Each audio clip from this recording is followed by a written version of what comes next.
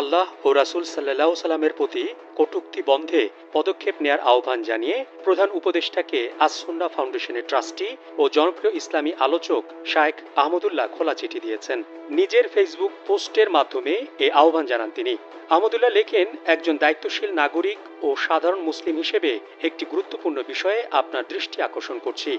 সম্প্রতি কিছু ব্যক্তি ও গোষ্ঠী পরিকল্পিতভাবে ইসলাম ধর্ম, মহান আল্লাহ ও রাসূল সাল্লাল্লাহু আলাইহি ওয়াসাল্লামের প্রতি কটূক্তি ও অবমাননাকর মন্তব্য করছে। আহমদুল্লাহ জানান, এটি সুপরিকল্পিত, দুরভিসন্ধিমূলক, অসৎ উদ্দেশ্য প্রণোদিত এবং সাম্প্রদায়িক সম্প্রীতি বিনষ্টের মাধ্যমে অস্থিতিশীলতা সৃষ্টির অপচেষ্টা বলে মনে হচ্ছে। কোটি মানুষের আস্থার ভালোবাসায় 11 বারের মতো দেশের 1 নম্বর রেফ্রিজারেটর ব্র্যান্ড ওয়ালটন। বিশেষভাবে পাঠ্যপুস্তক পরিমার্জন কমিটির একজন সদস্যের বিরুদ্ধে জনগণের ব্যাপক ক্ষোভ রয়েছে।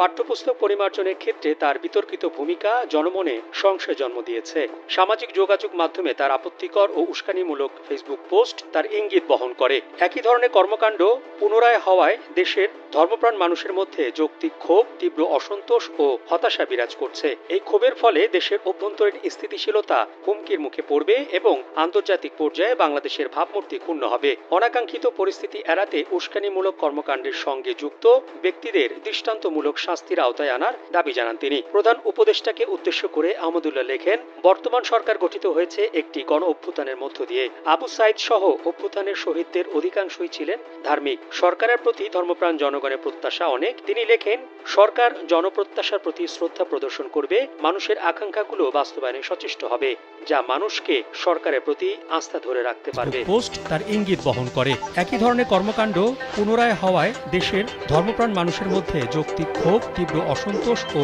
হতাশা বিরাজ করছে। এই ক্ষোভের ফলে দেশের অভ্যন্তরীণ স্থিতিশীলতা হুমকির মুখে পড়বে এবং আন্তর্জাতিক পর্যায়ে বাংলাদেশের ভাবমূর্তি ক্ষুণ্ণ হবে। অনাকাঙ্ক্ষিত পরিস্থিতি এড়াতে উস্কানিমূলক কর্মকাণ্ডের সঙ্গে যুক্ত ব্যক্তিদের দৃষ্টান্তমূলক শাস্তির আওতায় আনার দাবি জানান তিনি। প্রধান উপদেষ্টাকে উদ্দেশ্য করে আহমদুল্লাহ লেখেন, বর্তমান সরকার গঠিত হয়েছে